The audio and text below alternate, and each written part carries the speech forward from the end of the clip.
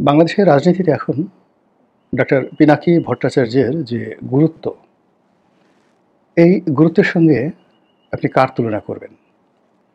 ইরানের Ayatollah Ruhullah Khamenei, নাকি অন্য কেউ, যারা সুদূর প্রবাসে থেকেও কোনো একটি দেশের রাজনীতি নিয়ন্ত্রণ করেন? এখনকার বাস্তবতা হলো যে পিনাকি যা কিছু করছেন এই বাংলাদেশে, ঠিক সমপর্যায়ের কোনো রেকর্ড ২-৪-৫০০ বছরে বাংলাতে দূরের কথা, পৃথিবীর অন্য কোনো দেশে ছিল কি না আমার জানা নেই। তার নিজস্ব কোনো সংগঠন নেই। তিনি স্পেসিফিক কোনো রাজনৈতিক মতাদর্শের তিনি প্রতিনিধিত্ব করেন না। তার নিজস্ব কোনো এজেন্ডা নেই। অথবা এই সময়টিতে গত ৮-১০ মাসের মধ্যে তার কোনো ফাইন্যান্সিয়াল বেনিফিট ছিল, কিংবা কোথাও থেকে ঘুষ খেয়েছেন, দুর্নীতি করেছেন, কোনো একটা নিয়োগ কিংবা বদলিতে তিনি প্রভাব বিস্তার করেছেন, এই সমস্ত দুর্নাম এবং বদনাম আমরা এখন পর্যন্ত শুনিনি। কিন্তু তার কারণে এই সময়টিতে অনেক কিছু ঘটে যাচ্ছে বাংলাদেশে। তার কারণে মব হচ্ছে, এবং তার কারণে বাংলাদেশের যে আওয়ামী লীগের, যেটাকে বলা হয় একেবারে কেবলাতুল আওয়ামী লীগ, সেটা ছিল ৩২ নম্বর। এবং সেই ৩২ নম্বর যেভাবে বুলডোজার দিয়ে ভেঙে ফেলা হয়েছে, যেভাবে সুধা সদন তছনছ করে দেওয়া হয়েছে, এবং আরও অনেক একই সঙ্গে মন্ত্রী এমপির বাড়িতে তাণ্ডব চলেছে, বুলডোজার তাণ্ডব চলেছে, এর হুকুমদাতা হিসেবে জনাব পিনাকি ভট্টাচার্যের যে সফলতা, এই সফলতার সঙ্গে আমি নিকট অতীতে অন্য কোনো দেশে এরকম কোনো আধ্যাত্মিক নেতা, গেরিলা নেতা, রাজনৈতিক নেতা, মিলিটারি নেতা, এরকম কোনো কারোরই দেখিনি যে এরকম সক্ষমতাকে অর্জন করেছেন। এখন পিনাকির কথা মতো বাংলাদেশে অনেক কিছু হচ্ছে, এটা সত্য কথা। আপনি ভালো বলেন, মন্দ বলেন, এবং তার এই কাজ করার জন্য তার যথেষ্ট শক্তিশালী অনেকগুলো হাত আছে, দেশের ভিতরেও আছে, দেশের বাইরেও আছে, এবং এই হাতগুলো অজ্ঞাত। তাকে নিয়ে নানা রকম মিথ অ্যান্ড ম্যাথোলজি রয়েছে। কেউ বলছেন যে তিনি আসলে ইসলাম ধর্ম গ্রহণ করে ফেলেছেন, তার স্ত্রী যেহেতু মুসলিম, তিনি ইসলাম ধর্ম গ্রহণ করে ফেলেছেন। কেউ তাকে নিয়ে খুব কটাক্ষ করছেন, আমারই আপনজন অনেকেই তাকে নিয়ে খুব কটাক্ষ করছেন, তাকে পিঙ্কু বলে বকাঝকা করছেন। তারপর ৩ ইঞ্চি বলে তাকে খেপানোর চেষ্টা করছেন। ৩ ইঞ্চি বলতে আসলে কী বোঝাচ্ছেন? তার বুড়ো আঙ্গুল, নাকি তার যে তর্জনী? তিনি তো কিছু হলেই এরকম আঙ্গুল দেখান। তো ৩ ইঞ্চি বলতে আসলে কী বোঝায় আমি সেটা বুঝতে পারিনি। কিন্তু এই জিনিসগুলো তাকে নিয়ে ট্রল হচ্ছে। আবার তাকে নিয়ে মানুষের যাকে বলা হয় রীতিমতো আতঙ্ক, ভয়, শ্রদ্ধা, প্রেম, ভালোবাসা সব মিলিয়ে একটা যাকে বলা হয় জগা খিচুড়ি হচ্ছে। তার বাড়ি বগুড়াতে, তার গ্রামের বাড়ি এখন অনেকের কাছে তীর্থ কেন্দ্রে পরিণত হয়েছে। তার মায়ের সালাম করার জন্য, তার মায়ের সঙ্গে দেখা করার জন্য সব দলের নেতারা নিয়মিত যায়, এবং আমাদের মিডিয়া জগৎ থেকে শুরু করে ব্যবসায়ী জগতের অনেকে কেবলমাত্র পিনাকিকে খুশি করার জন্য তার মায়ের কদমবুচি করে আসেন। এটাই বাস্তবতা। আমি একটি টেলিভিশন চ্যানেলের মালিককে জানি, যিনি শেখ হাসিনার দালাল রূপে বেশ কুখ্যাতি অর্জন করেছিলেন। তো সবাই ধারণা করেছিল যে তিনি গণপিটুনি খাবেন এবং তিনি বিতাড়িত হবেন, কিন্তু তিনি এখনও বহাল তবিয়তে আছেন। তো জিজ্ঞেস করলাম যে কারণটা কি, পরে জানা গেল যে তিনি পিনাকির মায়ের কদমবুচি করে এসেছেন। পিনাকির মাকে এনে তার চ্যানেলে সংবর্ধনা দিয়েছেন, হয়তো বগুড়াতে গিয়েও দেখা সাক্ষাৎ করে এসেছেন। তো এই হলো পিনাকির গুরুত্ব। আমি এর আগেও পিনাকি নিয়ে আর একটা ভিডিও করেছি। আজকের যে ভিডিওটি সেটি হলো সিপিবি অফিস ভেঙে ফেলার জন্য পিনাকি কোনো চেষ্টা করছেন, নচেত সিপিবির অফিসের নিচতলাতে যে দোকানগুলো রয়েছে, পিনাকি নির্দেশ দিয়েছেন সেই দোকানগুলো যে ভাড়া, সেই ভাড়া তারা যেন আর সিপিবির লোকজনদেরকে না দিয়ে জুলাই আগস্ট ফাউন্ডেশনের তহবিলে তারা সেটা দান করে। এটি জনাব পিনাকির একটা নির্দেশনা।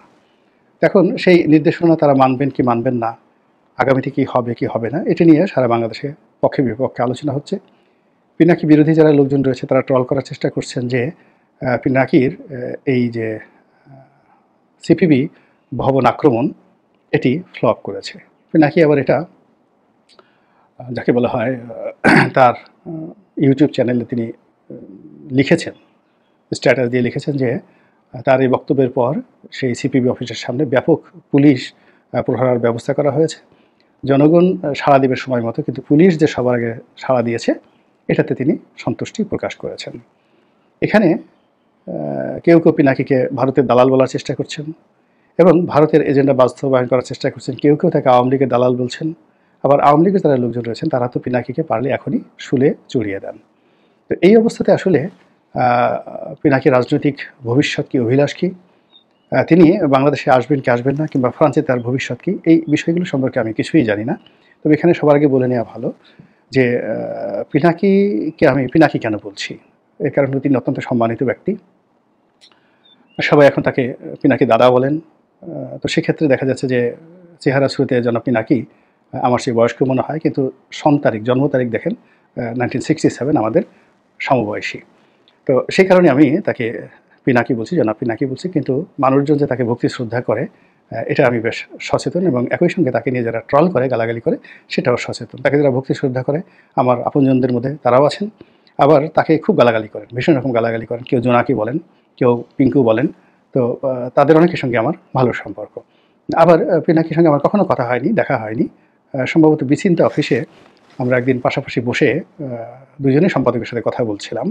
তো সেটা অনেক আগে, বিচিন্তা অফিস, সেটা আমার মনে নাই এখন পর্যন্ত। সেটা সম্ভবত তরঙ্গ কমপ্লেক্স, মগবাজারে না, ঠিক মালিবাগে।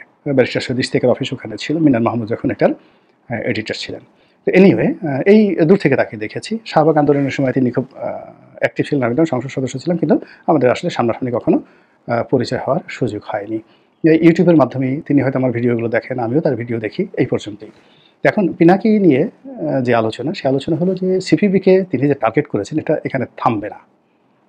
এটা থামবে না, এটা সিপিবি খুব ভালো করে জানে। এর কারণ হলো বাংলাদেশে সিপিবিকে সবসময় আওয়ামী লীগের বি টিম মনে করা হয়। তো যারা আওয়ামী বিরোধী শক্তি, তাদের দীর্ঘদিনই সিপিবির প্রতি একটা ক্রোধ রয়েছে। ২ নম্বর হলো যে সিপিবির যে ভবনটি, এই ভবনটি ২ ভাগে বিভক্ত, এবং এই ভবনটি রাজধানীর সবচেয়ে গুরুত্বপূর্ণ একটা জায়গাতে। এটির প্রতিও বহু মানুষের ক্রোধ রয়েছে, ক্ষোভ রয়েছে, এবং এই একটা ভবন ২ ভাগে বিভক্ত হয়েছে, এটাও অনেকে পছন্দ করছে না। কাজেই একসময় সিপিবি করতেন, তারাও হয়তো এই যে পিনাকির যে অ্যাকশন, সেই অ্যাকশনের সাথে যে সম্পৃক্ত নন, এটা কিন্তু এই মুহূর্তে বলা যাচ্ছে না। তো যেটা বলছিলাম যে পিনাকির এই যে সিপি বিরোধী যে আন্দোলন বা হুমকি, এটি মূলত একটা ভয়ঙ্কর মবের দিকে আগামীতে যাবে। এর কারণ হলো আওয়ামী বিরোধী যারা শক্তি, সেটা জামাত হোক, বিএনপি হোক, অন্য সবাই হোক, তারা কিন্তু সিপিবি ধ্বংসের এই কর্মকাণ্ডে পিনাকির যে হুমকি, এটাকে দূরে দাঁড়িয়ে দাঁড়িয়ে তারা কিন্তু তালি দিচ্ছে, তুলি বাজাচ্ছে যে ঘটুক, এরকম একটা জিনিস যদি ঘটে খারাপ হবে না। অন্যদিকে পিনাকি বা তার যারা লোকজন রয়েছেন তাদের একটা আত্মবিশ্বাস হলো যে আমরা সুধাসদন ভেঙে ফেলেছি, আমরা মাটির সঙ্গে গুড়িয়ে দিয়েছি আপনার ৩২ নম্বর। সেখানে পল্টনে, যেখানে জামাতের অফিস একেবারে কাছাকাছি, জামাতের মহানগর অফিস আপনি তো জানেন যে পুরানা পল্টনের ভেতরে। তো সেখান থেকে হঠাৎ করে এসে এই অফিস আক্রমণ করা কোনো বিষয় নয়। আবার জামাত যদি এই কাজ না করে, তৌহিদি জনতা যদি এই কাজ করতে চায়, তাহলে যে কোনো শুক্রবার নামাজের পর, জুমার নামাজের পরে কলনে ছাড়েন, কোনো পূর্ব ঘোষণা ছাড়া যদি ওখানে একটা ঘটনা ঘটে, সেটা বুলডোজার হোক বা অন্য, মানে আপনি তো জানেন যে তৌহিদি জনতার হাত এবং হাতিয়ার খুবই শক্তিশালী।